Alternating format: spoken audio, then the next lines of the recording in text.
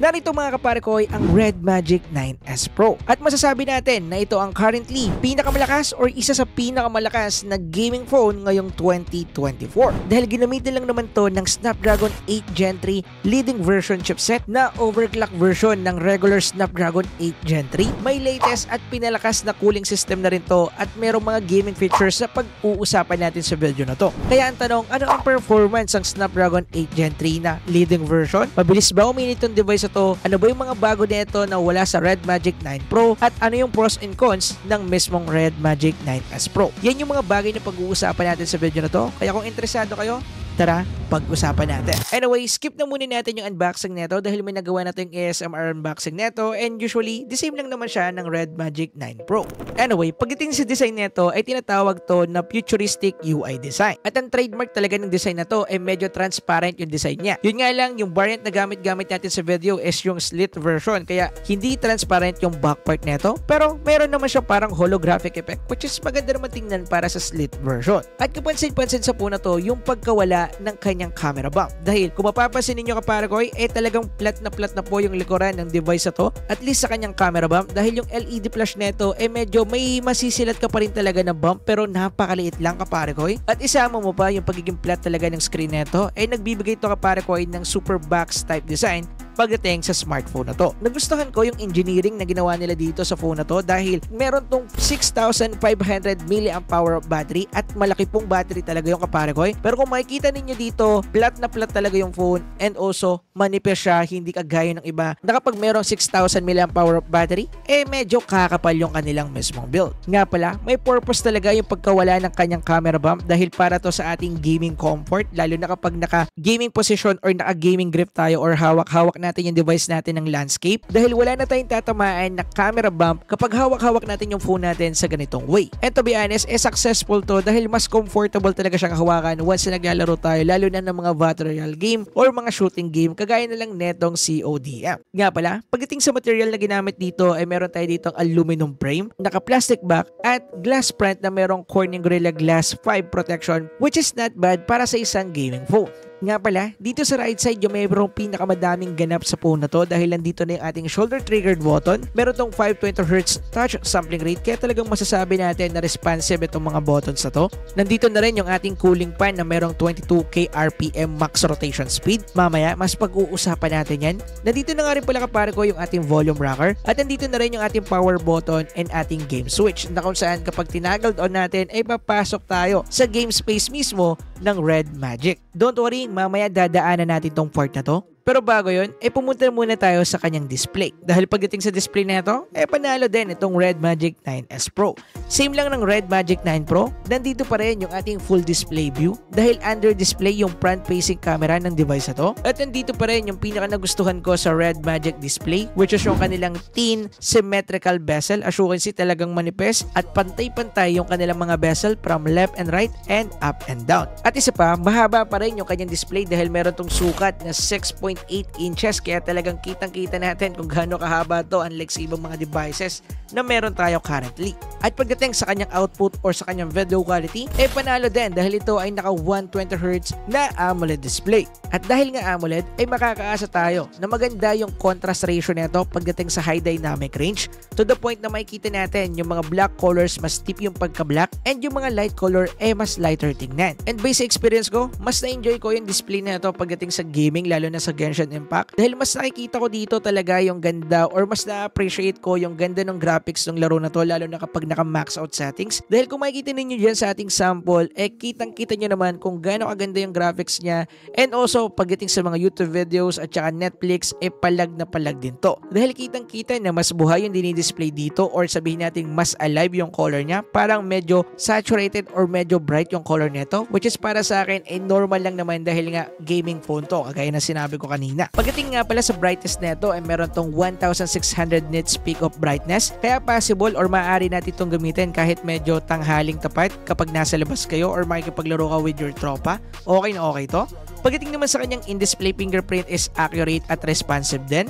At nga pala, bago natin makalimutan, meron na nga pala tong Widevine L1 pagdating sa Netflix pero wala siyang HDR capabilities. Pero display-wise, okay pa rin naman. Anyway, ngayon, pag-usapan naman natin yung performance part ng device na to. At unahin natin sa latest cooling system ng Red Magic 9S Pro. Dahil yung cooling system nito ay updated na. Dahil meron na tong ICE 13.5 cooling system which is upgrade version ng ICE 13 na meron sa Red Magic 9 Pro. At pagdating dito, the same lang din naman yung technology na ginamit. However, meron din nagdag dito na bago which is tinatawag na Pros Cooling Gel na sinasabi ni Red Magic na mas efficient daw ang cooling neto unlike sa Red Magic 9 Pro. Mamaya, titingnan natin yan sa gaming kung totoo nga ba talaga to dahil paperworks is paperworks lang din naman at madaling basahin yan pero tingnan natin sa experience natin kung okay nga ba talaga siya. Pero bago yun, puntahan muna natin yung kanyang performance part at unahin natin yung kanyang RAM and ROM. Pagdating kasi sa RAM nito ay meron na itong LPDDR5X 12GB and 16GB of RAM configuration. At pagdating naman sa storage nito, ito ay naka UFS 4.0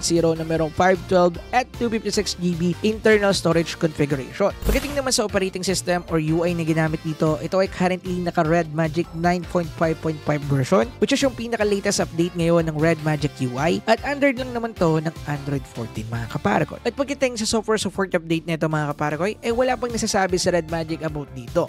So, i-update ko na lang kayo dyan sa ating comment section kapag nagkaroon tayo ng information about dito. Pero based sa sarili kong opinion, aabot siguro to ng 3 to 4 years software support update at least sa kanyang security patches and 3 major software support update. Siguro aabot pa to ng Android 17. Pero hindi pa yung confirm, antayin na lang natin sa Red Magic na magbigay ng information about dito, kaya abang-abang kayo sa comment section. Anyway, dako na tayo sa part na kung saan merong pinakamataas sa porsyento pagdating sa performance ng isang device. At yan yung kanyang chipset. Dahil yung ginamit na chipset dito sa Red Magic 9S Pro ay ang pinaka-latest na Snapdragon 8 Gen 3 leading version. At para sa hindi pa aware or hindi pa nakakalam, meron dalawang version po ang Snapdragon 8 Gen 3. Meron itong isang Samsung exclusive which is itong leading version at saka meron tayong regular na Snapdragon 8 Gen 3. Bali yung Snapdragon 8 Gen 3 na ginamit sa Red Magic 9 Pro is regular version yon at yung ginamit naman dito sa 9S Pro is itong overclock version or yung leading version niya. At yung pinagkaiba ng dalawa ay yung kanilang frequency and clock speed kaparakoy. Dahil pagdating sa Snapdragon 8 Gen 3 na regular version,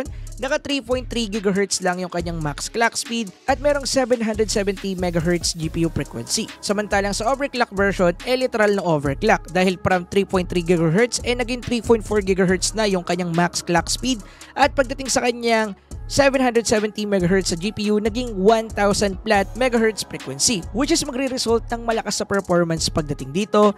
At ako na nagsabi sa inyo, totoong malakas to dahil nakakuha to ng 2.1 to 2.2 million and 2.2 benchmark score at mataas po yan mga kaparakoy. Kung hindi ako nagkakamali, isa to sa may pinakamataas na Antutu benchmark score. Kung hindi siya yung una, siya yung pangalawa or kaya pangatlo pagdating sa global record ng ating Antutu benchmark score. And syempre, hindi pwedeng mawala yung thermal throttling test result natin dito. Tinesting ko to sa loob ng isang oras at based dito, bumagsak siya sa ating thermal throttling test result dahil nag-throttle ito sa 67% ng kanyang max performance. Pero kagaya lagi na sinasabi ko, itong mga data sa to is expectation setter lang kaya mas maganda talaga na i-testing natin siya sa actual gaming para makita natin yung pinaka-performance nito. Pero bago tayo pumunta doon, daanan muna natin yung kanyang game space. At para ma-access to, kailangan nyo lang mag-swipe pa left or right doon sa game na lalaroin ninyo at lalabas sa kaparakoy yung ating gaming menu. So hindi ko na masyadong gagawing detailed at i-focus lang natin yung mga important settings na meron dito. Unang-una, nandito yung ating mismong performance mode. Sa performance mode, mamimili tayo dito kaparakoy kung ano yung gusto natin na performance level ng device natin. So in default, meron tayong tatlong pagpipilian dito. Meron tayong Eco, Balance, and Rise mode. At for sure, alam na ninyo yung ibig sabihin ng mga modes na to.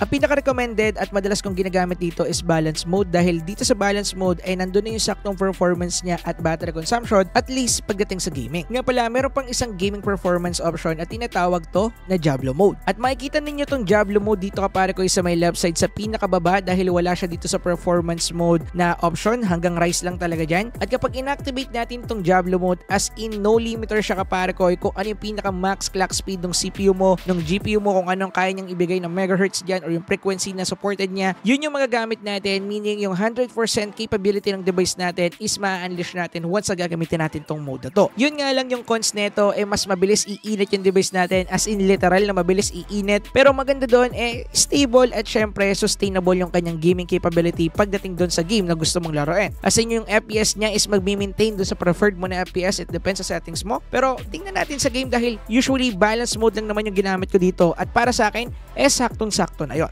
Anyway, sa kanan na part naman ng ating gaming interface, dito natin ma-access yung mga common settings or yung mga quick control ng features or functions na makakatulong sa gaming performance ng device natin. Nandyan yung ating Wi-Fi, meron din tayo ditong active mode, nandyan din kapare ko yung ating refresh rate settings. Meron din tayo ditong info mode na kung saan pwede natin malaman yung FPS ng game na nalalaro natin. Nandito na rin yung ating pan control kung gusto natin siyang patayin. Nandito na rin yung ating auto lock, touch sensitivity or accuracy. Nandiyan na rin yan mga kapare ko. And syempre yung pinaka nagugustuhan natin dito is yung bypass charging na kung saan pwede na agad natin itong i-activate once na palubat na tayo at mag-charge tayo ng device. Meron na rin optimization control at kung ano-ano pa. Ito yung mga minor and major function ng ating game booster. Kinakailangan ng isa pang separate video para tackle natin lahat ito, kaya ito lang muna sa ngayon. Anyway, ito yung mga nakuha nating data after ng gaming test natin. Unang-una dyan kapare ko, yung nasinalang natin is ang Genshin Impact. So dito, syempre, max out settings tayo. Naka-highest graphical preset settings tayo dito and 60 FPS. At pagdating sa performance nito, no doubt kapare ko na talagang pang gaming at malakas talaga tong phone na to dahil minani niya lang itong Genshin Impact. Usually, nag-stable siya sa 60 FPS. However, bumababa pa rin yung FPS niya once na merong mga nire-render na mapa. Halimbawa, magta-transition ka or magte-teleport ka sa isang map o kaya mayroong biglang story mode, biglang pipitik ng bahagya yung FPS natin pero babalik din agad. Pero pagdating sa actual combat, yung maraming monster, minamani lang talaga na itong device ito, itong Genshin Impact. By the way, naka-balance mode nga pala tayo dito sa kanyang game space at pagdating sa kanyang performance ay hindi na kayo mabibitin dito. At ito nga pala yung nakuha nating temperature after ng 30 minutes sa paglalaro, umabot lang po ito ng 41 degree Celsius, which is not bad para sa Genshin Impact. Yung next naman na nalaro ko dito is yung Mobile Legends. So dito sa Mobile Legends kapare ko naka-max out settings din tayo dito, ultra. At yeah, optimize na rin itong Snapdragon 8 Gen 3 sa mga game na kagaya nito kasi yung iba sometimes hindi pa supported yung mga ultra graphical settings. Although ito overclock version, pero supported na rin naman agad. Anyway, pagdating sa kanyang performance dito, syempre, kung minanin niyo yung Genshin Impact, maning-manilan din itong Mobile Legends. Super decent ng performance niya, wala ko nakitang pagbaba ng FPS, although meron pa rin naman talaga na bahagya, parang papitik-pitik lang which is natural. Wala ko nakitang phone na nag-maintain lang talaga sa 120 FPS dito sa MLBB. It depends na lang siguro kung ano yung part or ano yung game mode na nilalaro mo. Pero pagdating dito kapare ko, yeah, no doubt stable yung performance niya. At ito yung nakuha nating temperature sa kanya noon. After ng isang laro, surprisingly na nakakuha tayo dito ng 36 to 37 degrees Celsius. Sa tingin ko yung ICE 13.5, typically totoo naman yung sinasabi nila. Pero tingnan natin sa isa pang game. And then yung next naman na tinesting ko dito is CODM. Usually, na-enjoy ko talagang gamitin itong Red Magic 9S Pro sa mga shooting game. Kagaya na lang neto dahil meron akong full finger style at nagagamit ko talaga yung triggered button neto. And speaking of triggered button, kitang-kita nyo naman dyan kapare ko kung gaano ka-responsive yung ating mga triggered button at nakakapag-snipe or nakakapag-scoop ako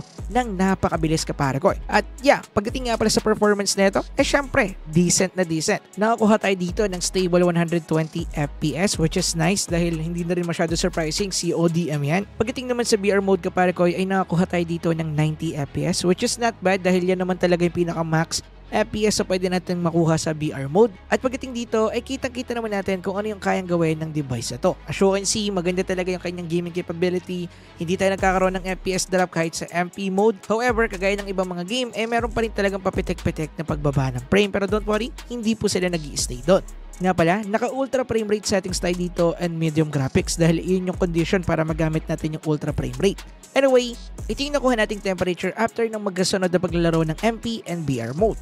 At nakakuha tayo ng 38 to 39 degrees Celsius na temperature which is malamig yan kapare ko para sa isang game na kagaya ng CODM. Now, yung next naman nating nilaro is itong Warzone Mobile. Lilinawin ko lang na hindi pa fully optimized itong game na to kaya kahit anong device ay hindi nakakakuha dito ng kanyang stable FPS. Anyway, minax out settings natin kapare ko itong Warzone Mobile. So sa visual quality niya, naka-pick tayo dito yung pinakasagad and then yung FPS target natin is uncapped and then naka-high yung resolution natin and then naka-on yung bloom at pagdating sa performance nito kapare ko, surprisingly, hindi bumaba kapare ko yung kanyang FPS under 60 FPS. So bali naglalaro yung FPS natin from 120 hanggang 70 and 62 FPS. Yun yung pinakamababa na nakita ko kung hindi ako nagkakamali. As in all the way yan kapare ko sa ginawa nating gaming test dito sa Warzone Mobile, which is super decent kung ako yung tatanungin ninyo para sa game na hindi pa ganun ka-optimize kagaya nga nitong Warzone Mobile. Pero yun nga lang may kapalit yung mga nakuha nating performance sa ganyan. Dahil tumaas talaga yung temperature nito kapare ko after ng one game lang, as in one game,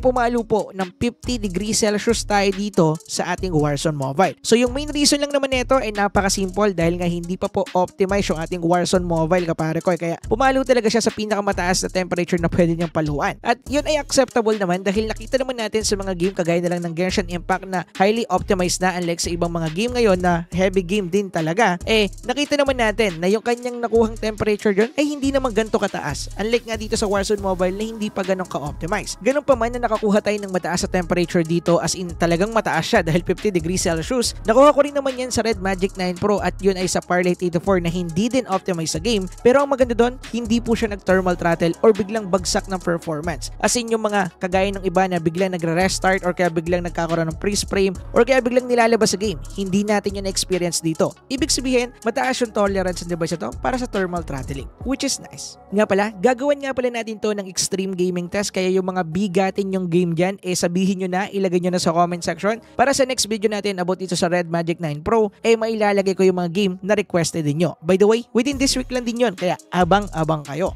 Anyway, proceed naman tayo sa iba pang specification ng device na to. At unahin na natin dyan yung kanyang battery. Pagdating kasi sa battery na ito, meron tong 6,500 mAh battery, which is reasonable dahil nga gaming phone ito at need talaga natin ng mataas na capacity kahit na meron tong bypass charging. Kasi hindi naman all the time, meron tayong charger na katabi. At kung usapang pako natin ng battery kapare ko, literal na makunat yung battery na ito. Pero syempre, nakadepende pa rin talaga yan sa activity or paggamit natin sa device natin para masabi nating makunat or efficient yung battery niya. Dahil yung ginawa ko lang naman dito kapare ko ay mga common gaming at saka itong gaming test, filming, etc. Kaya hindi ko masasabi din na super kunat ng battery nito, pero para sa kanyang ranging, syempre, makunat siya kapare ko. So malalaman pa natin lalo yan kapag nag-gaming test tayo, kaya abang-abangan ninyo. Pagdating naman sa kanyang charging speed, meron tong 80 watts fast charging capability. Usually yung advertised dito is 35 minutes yung duration time from 0 to 100. Pero based sa experience ko, nag-charge ako ng 10% hanggang 80% ay umabot na po ng 33 minutes. Which is, mag-add pa tayo ng mga ilang minuto para sa full charge na to. Next naman kapare ko ay pag-usapan natin yung kanyang camera capability. Alam naman natin na ang Red Magic ay merong hindi ganong kagandahang camera pagdating sa kanyang selfie. Pero pagdating sa main camera nito,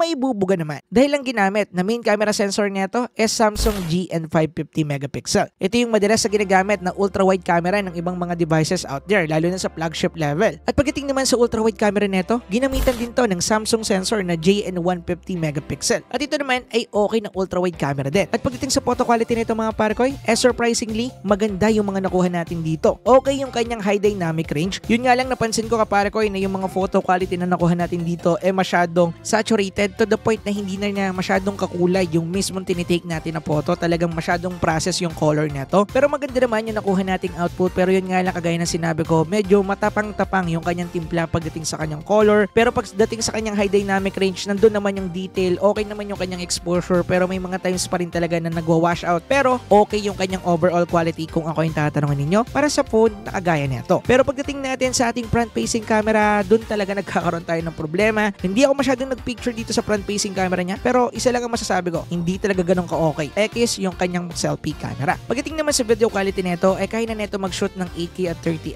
FPS. Pero ginamit ko lang dito sa video natin yung 4K at 60 FPS natin. And assurancy, stable and crispy yung ating quality dito. Okay din yung kanyang stabilization dahil stabilized talaga siya kapare ko. By the way, meron pa tong built-in stabilization sa loob nito. At pwede mo tong gamitin sa 4K at 60 FPS and 30 FPS. At based sa mga nakuha kong output, okay naman kapare ko. Pero yun nga, sa stabilization niya, may wobble effect pa rin. Hindi yan nawawala sa mga camera na handheld talaga yung hawak natin. Kahit sa mga digital camera, meron at meron yan. Now, usapang final verdict tayo. Ang totoo niyan kapare ko, hindi ko alam yung official price nito sa Philippines, pero dating gawi, the same lang din naman yan na magiging presyo nung una nilang release, which is yung Red Magic 9 Pro. At ang presyo nun is nasa 45 to 46,000 pesos. At kung ako yung tatanungin ninyo, maaaring ganun din yung presyo na makuha natin dito sa ating Red Magic 9S Pro. At kung may mga magtatanong dyan, okay bang mag-upgrade dyan from Red Magic 9 Pro to Red Magic 9S Pro? Ang sagot ko dyan, hindi. Dahil almost identical yung dalawa. Yung talagang chipset lang talaga or performance na ito yung na-increase. Pero mas nakita ko na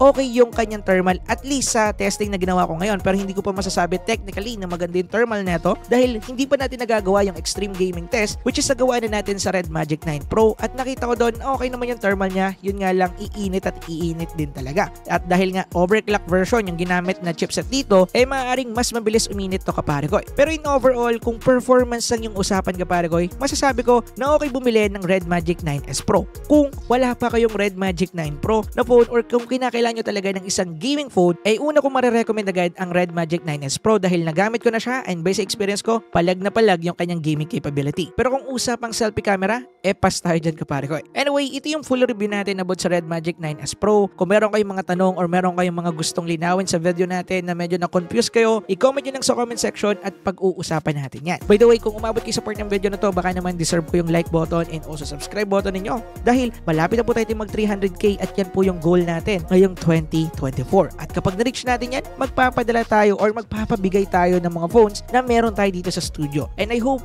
mangyayari yun mga kapare ko para happy ang Christmas natin sa isa't isa. Yun lang. Maraming salamat. Peace out.